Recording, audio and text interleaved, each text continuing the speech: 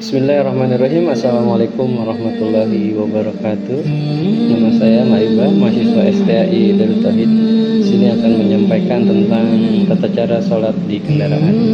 Sholat di kendaraan merupakan solusi praktis bagi kaum muslimin yang sedang bepergian, yang ingin menunaikan kewajibannya pada waktunya dan tidak tertinggal waktu sholat. Jika tidak memungkinkan untuk berhenti, maka diperbolehkan untuk melakukan sholat di dalam kendaraan, seperti dalil Al-Quran yang tertulis dalam Quran Surat An-Nisa ayat 103 yang artinya, dan apabila kamu dalam perjalanan dan tidak dapat mendirikan sholat, maka sholatlah kamu sebagaimana kamu sedang bepergian. Dan hadis riwayat Tirmidzi pula menjelaskan bahwa jika salah seorang di antara kalian bepergian, hendaklah sholat sebagaimana biasa dia mengerjakan sholat di rumahnya. Dan para qiyas ulama juga seperti Imam Syafi'i membolehkan sholat di kendaraan dengan syarat tidak terhalang oleh rukun sholat, dan Imam Malik membolehkan sholat di kendaraan dengan syarat tidak terhalang oleh rukun sholat, dan Imam Ahmad juga membolehkan sholat di kendaraan dengan syarat tidak terhalangnya rukun-rukun sholat.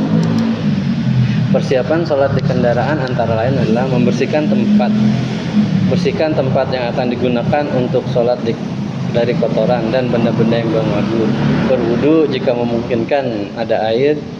Jika tidak memungkinkan, maka bertayamumlah dengan debu suci, seperti jika di kendaraan atau di bis atau di pesawat bisa menemukan jok kendaraan tersebut, lalu kita melaksanakan tayamum.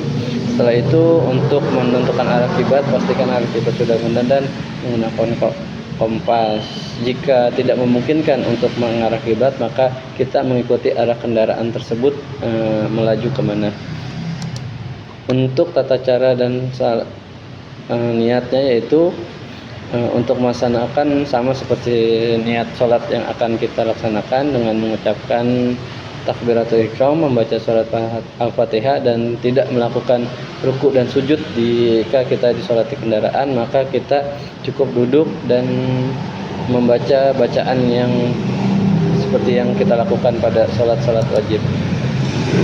Tata cara sholat sunnah rawatib, salat tahiyyatul masjid, salat safar, salat sunnah yang dilakukan ketika bepergian.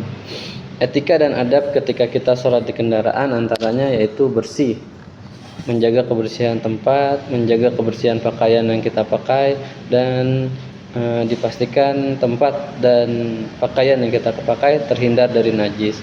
Yang kedua, khusyuk, berkonsentrasi pada sholat tanpa terganggu oleh hal yang lain, dan maupun sholat di kendaraan ataupun kita sholat di rumah, yang diutamakan adalah kekhusyuan kita dalam melaksanakan sholat.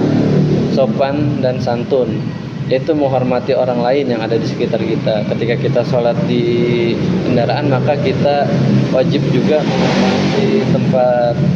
menghormati sekitar kita. Jangan sampai ketika kita sholat menghalangi jalan orang lain atau mengganggu sekitarnya. Maka kita cari tempat yang benar-benar aman di dalam kendaraan sehingga tidak mengganggu orang lain.